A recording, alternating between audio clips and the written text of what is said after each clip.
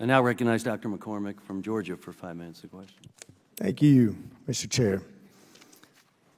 So I know all of you have expertise in different ways. I know Dr. Lynch, I've read through your resume. It's very impressive. You're an internal medicine physician. Obviously, you have a lot of experience in infectious disease. You're an instructor, a professor. And I'm sure you've seen patients during this pandemic.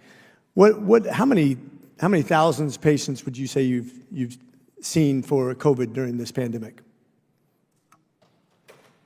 I can't quantitate how many patients I've seen with COVID-19. I started working on the COVID-19 response in January of 2020 with the first diagnosed case in North America. I've been working on it essentially full-time for the first 3 years on policies, protocols, as well as rotating on the infectious disease consult service. But you've seen patients, right? Starting February of 2020, yes. Mm-hmm. And I, too. I'm an ER doc that was campaigning during this, but also working full-time in the ER as a night shift doctor. I've seen thousands of patients. I did my medical school at Morehouse School of Medicine, student body president, and then was at Emory, a pretty good program for emergency medicine, taught by some of the finest professors, very similar to yourself, very well experienced. Would you say that I'm an expert after seeing thousands of patients and keeping up to date, reading articles after article and having the same kind of instruction? Would you say I too am an expert? I have no doubt. Based on what I just told you. I have no doubt you have great expertise in emergency medicine. Thank you. And probably in COVID, too, as much as most people, right? I can't speak to that.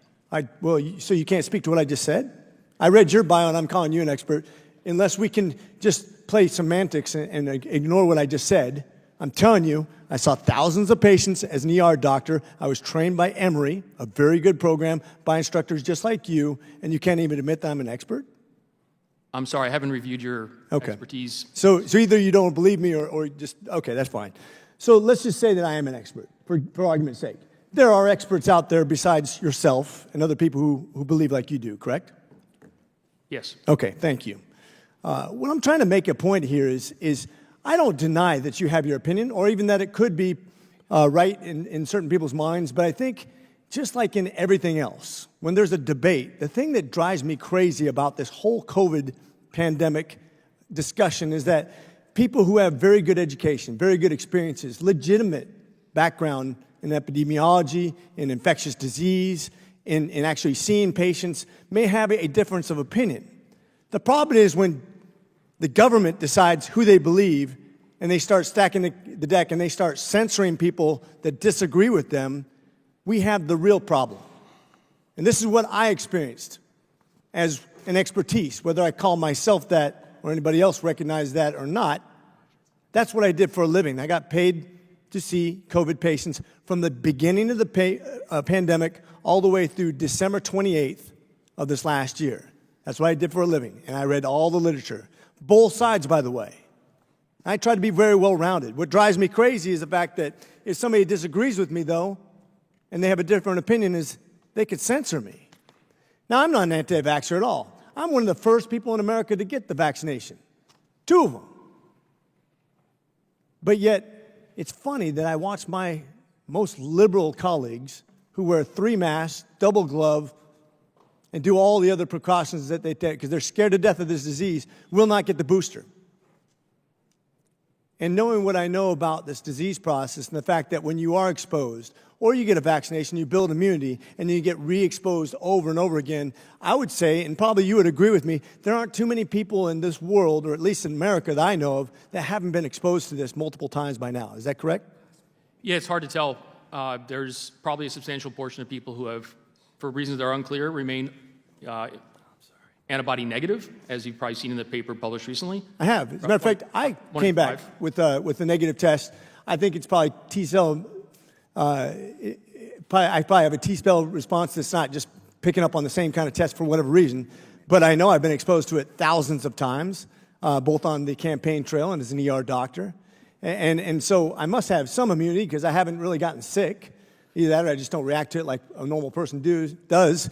But that's really inconsequential. I guess my point being that this whole debate over whether it be the military and young, healthy people or vaccination status and who's being immune, once people have been exposed multiple times and they're either sick or not sick, but they have some sort of immunity, obviously, or they just don't react to the disease.